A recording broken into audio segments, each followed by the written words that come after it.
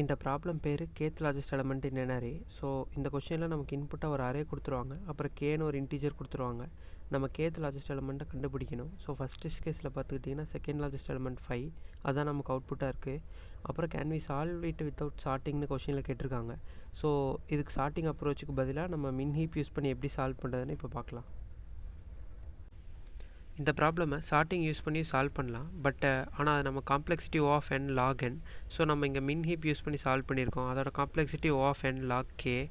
First ஜாவாவில் priority queue டிஃபால்ட்டாக min heap தான். ஸோ ஒரு மின் ஹீப் க்ரியேட் பண்ணிக்கலாம். நெக்ஸ்ட்டு அரேயில் இருக்க எல்லா எலமெண்ட்ஸையும் ஹீப்பில் ஆட் பண்ணிக்கலாம்.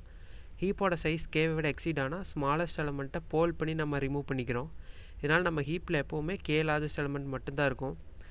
மின் ஹீப்னா ஹெட்டில் எப்போவுமே ஸ்மாலஸ்ட் எலமெண்ட் தான் இருக்கும். ஸோ pq.poll தான் நம்மளோட ஆன்சர். இதோட டைம் காம்ப்ளெக்சிட்டி வந்து O of n log k, space complexity O of k.